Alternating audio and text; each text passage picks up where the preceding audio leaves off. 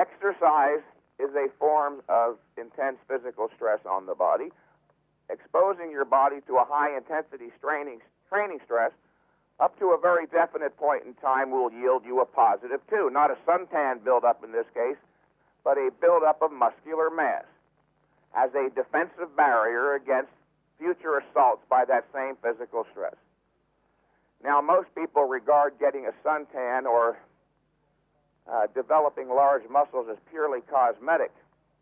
However, nature did not have that in mind, of course. The buildup of a suntan or muscle mass beyond normal levels serve as protective barriers against intense physical stresses. But those barriers can be overwhelmed. The body does not have an infinite capacity for tolerating the destructive effects of intense physical stress. So again, if you look at exercise like a physical stress, what happens when you overexpose your skin to intense sunlight? You burn. One of my old friends who understands high-intensity training theory very well refers to overtraining as an exercise sunburn.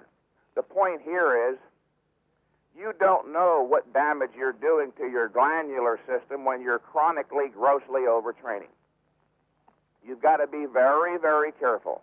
Again, not just in terms of how it will adversely affect your ongoing training progress, but your long-term health.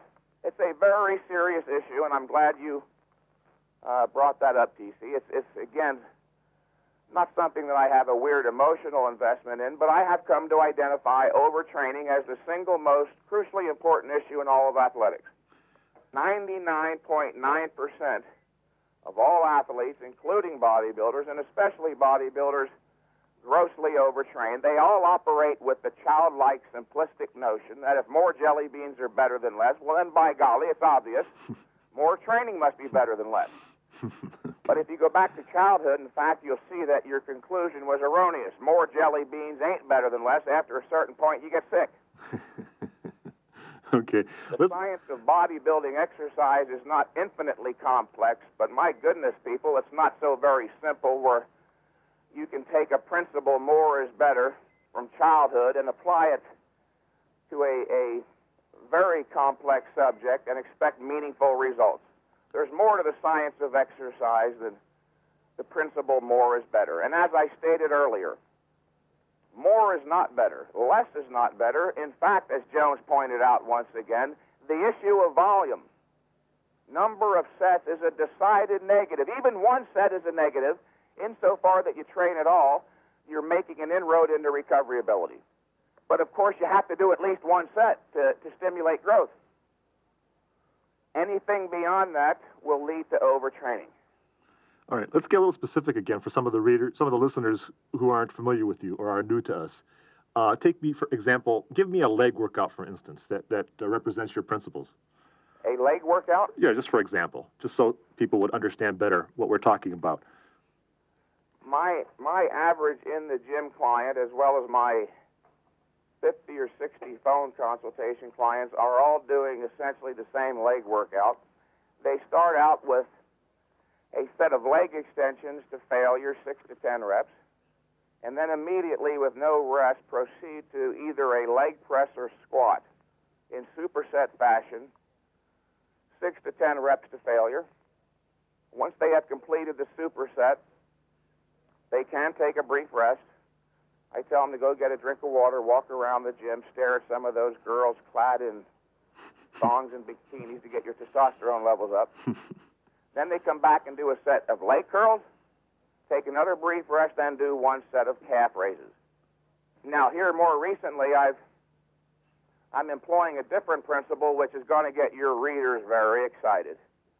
I was hesitating on whether or not I should dispense this information on this audio tape because this information is literally of stunning value.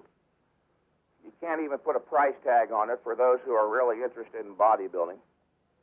What I have come to discover, TC, Bill Phillips, John Balick, Joe Weider, dear listener, and everybody who cares about optimal progress, is that we've all been wasting our time lifting weights.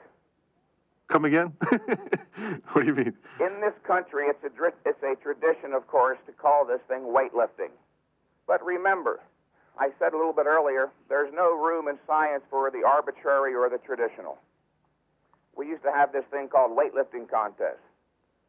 When young guys would want to train, they would say, hey, let's go to the YMCA and lift weights. I have come to discover that lifting weights is a waste of time. In fact, dear listener, you would do much better to start holding the weights in the contracted position, only doing the lowering of the weight. Let me give you the rationale, TC. Okay.